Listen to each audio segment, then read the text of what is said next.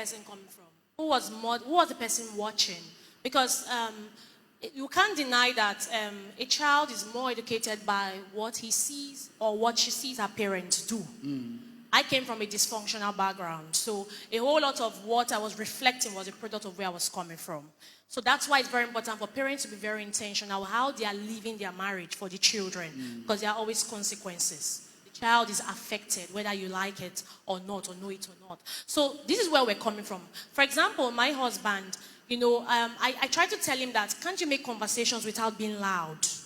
When he talks, he's loud, as in he raises his voice. And I'm like, even when he's on call sometimes, I'm like, are you talking to me or is somebody else? Sometimes when we have a conversation, I said, this is me and you inside this room. It's not as if it's someone outside. So, but I realized that it was where he was coming from, his background. So we need to understand it. And that's why I always say that the first early years of marriage sometimes is not... when you exchange your vows on your wedding day, the leaving and cleaving doesn't happen automatically. True. Leaving to cleave doesn't happen automatically. There will always be reflections of backgrounds that plays for a couple of years before you begin to accept each other, adapt to each other's differences. So first early years, there might be a lot of chaos. Some people understand it very fast. Some people don't. That's why sometimes it lingers to about 10, sometimes 12, 13 years. But the faster you understand these things, the better you can live and cleave faster. So exchange of vows don't make the cleaving automatic. You have to begin to unlearn, learn, relearn, and all that. And create your own family system after some relieving of what you have learned from where you're coming from. So she needed to accept the fact that I am not neat. Oops. I don't want to say I'm dirty. I am not neat. Oh, okay. So when it comes to your own, you are being diplomatic. Can you imagine?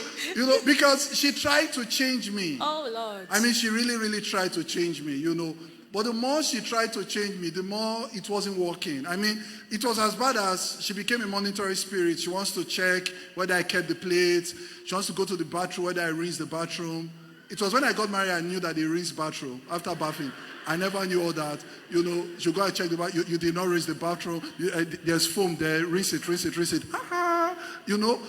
So she was really desperate in changing me. So I told her, I said, you can't change me. You have to accept me. So what she does is this. When she comes into the room, for example, that day she came back and she saw that the whole place was a bit neat. A bit. That's an a bit. So she's like, sweet, is that not your singlet? It's not to be shouting, you are dirty. You're always dirty. She goes there and picks it. Then me, I'm not like, okay, thank you very much. Hey, why is that cup there? She goes there, sweet, I don't like all this. She goes there, rather than nagging and shouting and keep shouting, because this guy, no matter how you shout, he will still do what he will still do tomorrow. Because before I married him, it was like that for how many years? So I don't expect, it's not automatic. I don't expect that in how many years of marriage I will change someone that has been like that for how many years. So you become a support to your spouse's weakness. So that's how you show that you've accepted. True, yeah. And this is also to singles. You must have that mentality that when you're marrying a person, you're not just marrying the person's strength, you're marrying the person's weakness. Yeah, because many times we feed on the strength of the person. Oh, why are you marrying this person? Oh, he's nice. You need to also know the weaknesses of who you are marrying. So when you are being asked again, say, okay, but I know it. And you must understand that when you're also marrying a person, you are not married with I can change mentality. You're married with I can accept his mentality.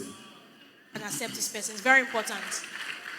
So that when you're walking down the aisle with your father or your father's representative, you are telling that person, I do to your weakness and I do to your strengths. Your baggage and your fine bag. Very important. Their baggage is in a fine bag. Hallelujah. Amen.